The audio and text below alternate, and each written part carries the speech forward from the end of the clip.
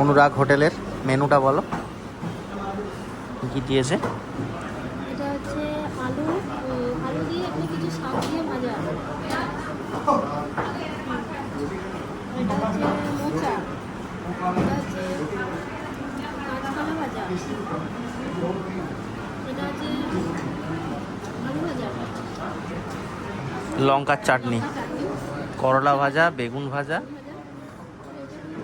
Bit bit নাহলে লাল শাক। লাল শাক নয় তো, এটা চাল পোলাও টাইপের, মানে কোনো লাল কালারের কালার দিয়ে করেছে আর কি।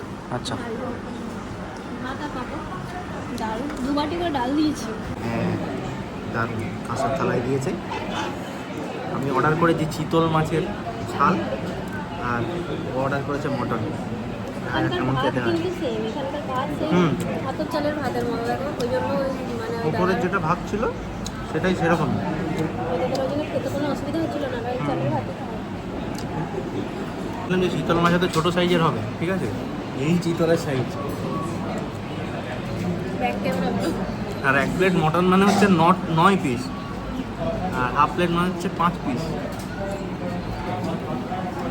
সাধারণ এদের খাবার দাবার কোয়ালিটি মানে সত্যি কিছু বলার নেই। এই চিতল মাছের এই যে সাইজ, একদম নরম।